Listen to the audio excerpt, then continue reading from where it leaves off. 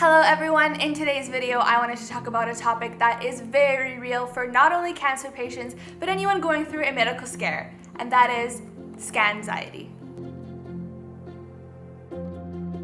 But before we get into Scanxiety, I just wanted to do a quick life update. I just finished the 6th and final cycle of my R-CHOP chemotherapy, so hopefully these last 2 rounds of chemo did the trick and managed to kill the remainder of the cancer in my body. However, if that is not the case, I will require further treatment. Recovery from round 6 was okay. I feel like my body has definitely been through the ringer at this point and is much weaker than when I first started, obviously.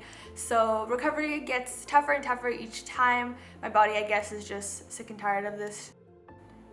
I am too. I'm about a week and a half out now and I feel great. I'm almost back to normal, which is really awesome. The reason I didn't vlog my round 6 of chemo was because, well, first of all, I accidentally slept through the whole thing while I was at the hospital, and also I figured that there's nothing really new and interesting to show you. It would just be kind of the same old, same old.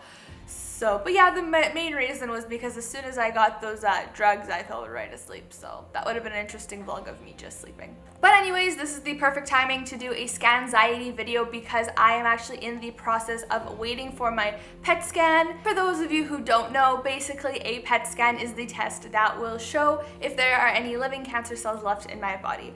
So I needed to wait a few weeks after my last round of chemo in order for my body to recover and for the chemo to do its job. And then a few weeks from now, I will have that test, which will basically determine if I'm cancer-free or not. So this is exactly why it's the perfect timing to do a Scanxiety video, because I'm going through a ton of Scanxiety right now. What is Scanxiety? So if you take the term scan and you take the term anxiety and you put them together, you get Scanxiety. What that is a term that cancer patients often use to refer to the anxiety and stress that they have while waiting for a scan and then waiting for the results of a scan. This anxiety can be on so many different levels. For some people, it can just be a little bit of stress and anxiousness of waiting and just wanting to know, and for others it can completely disable them from being able to eat normally, sleep normally, do regular activities, and just function overall. During treatment, the Scanxiety is usually to find out whether treatments are working or whether your condition is worsening, and then when you're in remission, the Scanxiety is basically if there's a reoccurrence or if you're still in the clear.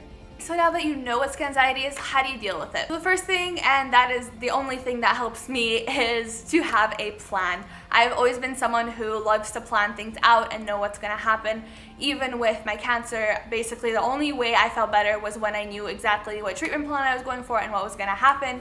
So naturally, at my last appointment with my oncologist, I sat her down and I said, look, I'm freaking out, let's make a plan. And that's exactly what we did. So I know now that if the results go one way, this is what's gonna happen. If the results go this way, this is what's gonna happen. Obviously, this plan is not set in stone because the results will change what's happening, but at least I know that we have a general idea of what we're gonna do depending on what the PET scan results show. Number 2 is distract yourself. Obviously, your worst enemy is the voices inside your head. So if you can distract yourself so you don't have enough time to think about what's going on, all the better. Go for a walk, go do an activity, go out for the day.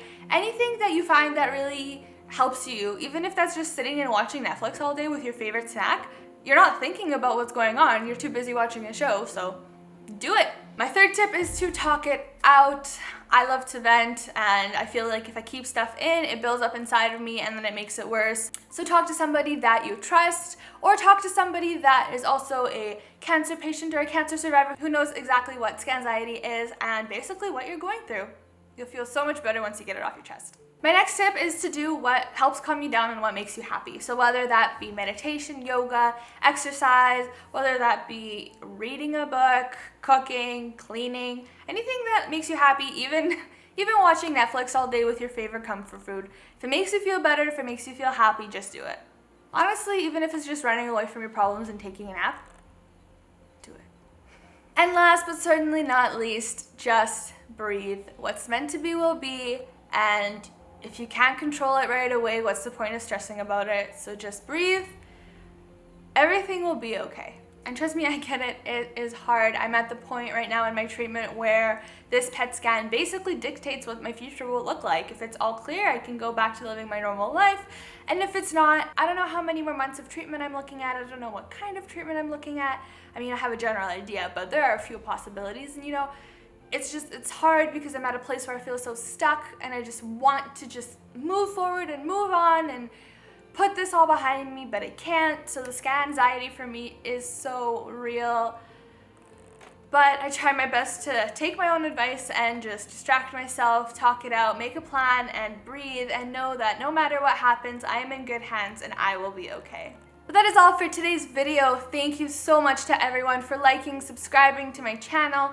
I really appreciate you all. You're the reason I keep doing this. Thank you so much to all the lovely messages and comments that I have received, for everyone telling me that I am helping them out. This is the reason that I wanted to do this, to help other people and to show them that they're not alone. So thank you so much. I appreciate you all.